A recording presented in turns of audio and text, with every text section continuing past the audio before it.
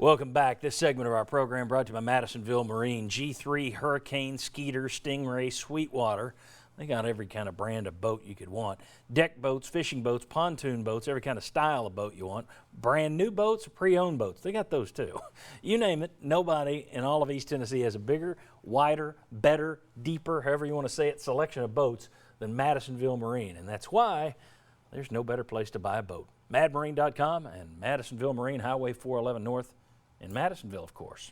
Okay, the Power 5 conferences announced standard minimums that we will live by this season. Among those standards was a list of 5 conditions that would result in a school discontinuing competition or a complete season.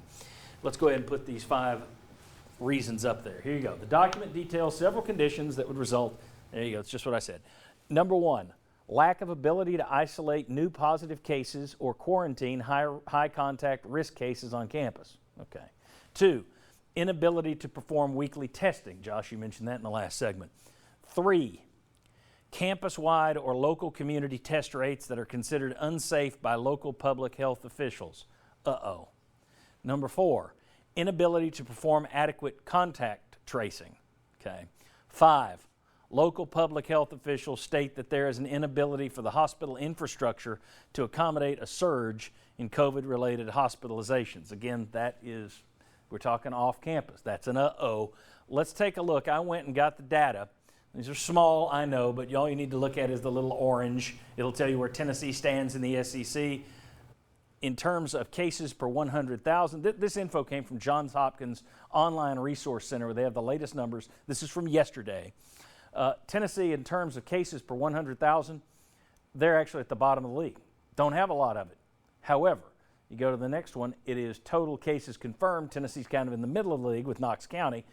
Then you go down the bottom, and that is new cases in the last 14 days. Tennessee is in the top 5 in the SEC. In terms of new cases, the places where this thing's growing, Vanderbilt over in Nashville, where no one's taking it seriously. LSU down there is bad. South Carolina, in Columbia. Arkansas and Fayetteville is getting hit really hard right now. And then below Tennessee is Florida, the county that Gainesville sits in, Texas A&M, and on down the line. The Mississippi schools, sort of out in the hinterlands, those are the safest in terms of 14-day growth. At any rate, serious business when you're talking about canceling a season, and points 3 and 5 on that list we talked about, campus-wide or local community test rates that are considered unsafe by local public health officials, or local public health officials state that there is an inability for the hospital infrastructure to accommodate the COVID cases. You're in some of these areas, you could see getting into that zone. I don't think it's too hard to project that at the rates these places are going when you look at these kind of graphs across the country, and especially in the South. I started to put it up there. The map of, dark red being the worst, it's the entire Southeastern Conference, basically, with the exception of Kentucky, who has probably taken this a little more seriously than the other states. Thoughts on them putting out a list of reasons to cancel? Were you surprised they went that far? Or no, is that a cover your butt? They can come back and say, it's not me, we had these standards. Yeah, well, I'm a little surprised, that they would go ahead and put that out.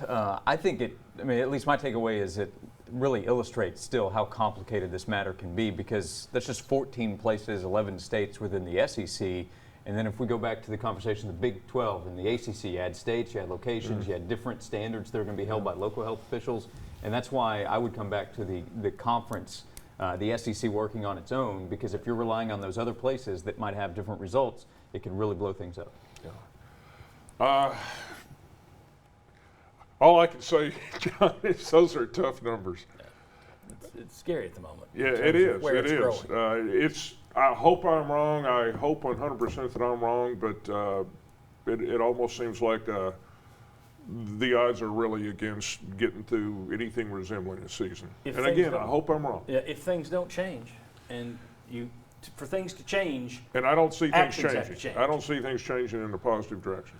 Vince, your thoughts on them putting out a list of reasons to cancel? Yeah, I'm also surprised. It may be one of those things where they can always walk it back if they have an out that isn't clear in that, what defines unsafe? Is that something that has some wiggle room. What stands out about it is the fact that it's out of their control in 3 and 5. Those are the two biggest things with that. It also is in line with what Greg Sankey has been talking about, that these numbers have to get better for them to have a season, and that's consistent with that. And maybe that's this new push with their promo, PSAs, and everything like that, that you need to take this more seriously. I think if they're going to do that stuff, one, they like Josh referenced earlier, should have done it a long time ago. Two, they need to be more forceful than these subtle messages with coaches in masks. You need to, maybe you call it scare tactics, whatever you want to call it, but you need to get the attention of the people at least that might be willing to change their mind. Plenty won't, but I think you've got to be more forceful. But it's dicey with those two topics. Thinking about this, the only thing I can come up with a reason for putting that out there, and I just mentioned it in passing, these are athletic directors coming together. If you're the athletic director who decides to cancel football and the other ADs in your conference don't, do you know the amount of heat you're going to take? This gives them cover. This allows every one of those ADs, if their area gets hit, they can say, hey, not me.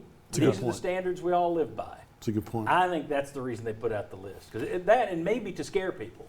Right. It might also be another way of saying, we're serious, put on a mask. But who knows? I do think there was a warning approach. I think Greg Sankey's comments were that, and I think we're seeing that more with different schools, individual schools, and now conferences around. That, hey, we are running out of time. You have to pay attention to this. And it's another reminder, as we talked about when this first started, college football is so much more complicated than the pros. Oh, yeah. And this highlights it. Yeah, that's absolutely right. It's so many states. It's right. Your athletes aren't There's no bubble. unionized. It's a different deal. You have college students that they're out in the community. I mean, it's just, there is no NBA, MLS bubble. Yeah. It's not that way with college. Testing once a week with them coming on and off of your in and out of your facility. I mean, that's dicey. Mm-hmm. When we come back, it's interesting. Ed Orgeron, Kirk Herbstreit, and NCAA President Mark Emmert all had comments this week that were on different levels of where this thing stands. We'll read their comments, and then I'll ask these guys who they are more closely aligned with in terms of these comments. Come on back on the Sports.